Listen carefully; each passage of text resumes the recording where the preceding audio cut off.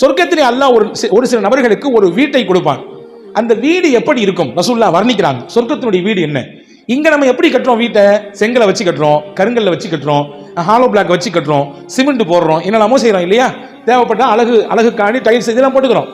சொர்க்கத்தில் வீட்டுக்கு கட்டுவதற்கு அல்லாஹ் பயன்படுத்துவதற்கு தங்க கட்டியை தான் செங்கலாக பயன்படுத்துவான் சொல்லிட்டு சொன்னாங்க ரசூலுல்லாஹ்.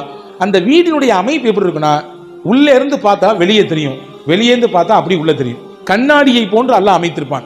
சொர்க்கத்தில் அந்த வீட்டை பார்த்துட்டு எல்லாரும் ஆசைப்படுவாங்க. ரசூல் ஸல்லல்லாஹு அலைஹி வஸல்லம் சொன்னாங்க, அல்லாஹ் யாருக்கு தெரியுமானதை கொடுப்பான்? 4 பண்புள்ள உள்ள மனிதர்களுக்கு அல்லாஹ் கொடுப்பான்.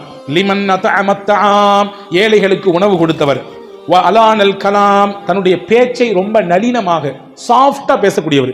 ஹார்டான வார்த்தைகளை அவர் பயன்படுத்த மாட்டார், ரொம்ப சாஃப்டாக பேசக்கூடியவர். வ தாபிஇஸ்ஸியாம், நோன்பு வைக்கக்கூடியவர். 4வது சொன்னாங்க வ ஸல்லல் லைல் வன்னாசு நியாம், இரவின் ஓரப்பகுதியிலே தொழுதவர், தஹஜ்ஜத் தொழுதவர். இந்த 4 பண்பு இருக்கக்கூடியவர்களுக்கு அல்லாஹ் அப்படி அழகான வீட்டை, கண் கவரக்கூடிய வீட்டை தருவான் என்று நபிகள் பெருமானார் ஸல்லல்லாஹு அலைஹி வஸல்லம் சொன்னாங்க.